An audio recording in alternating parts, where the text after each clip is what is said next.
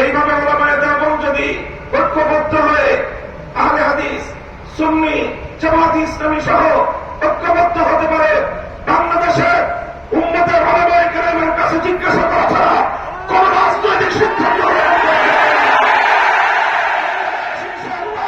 আল্লাহর নিজাম অনুযায়ী চলবে, কোরআনী শাসন বাস্তবায়ন হবে। ইনশাআল্লাহ সেই দিন আমরা দেখতে পাবো, আমাদের হায়াতে আমাদের যুবদশায় দেখতে পাবো। আমি আশা করি আগামী নির্বাচন হবে আমাদের জন্য সেই ধরনের বৃহত্তর একটি ঐক্য জাতিকে উপহার দেওয়ার মোক্ষম সময়। আমি আপনাদের সকলের কাছে দোয়া চাই যে এভাবে যেন আমরা আমাদের ভূমিকাগুলো পালন করে যেতে পারি।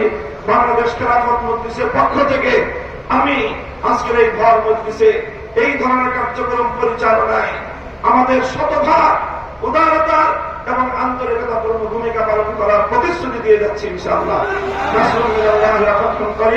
আসসালামু আলাইকুম ওয়া রাহমাতুল্লাহ।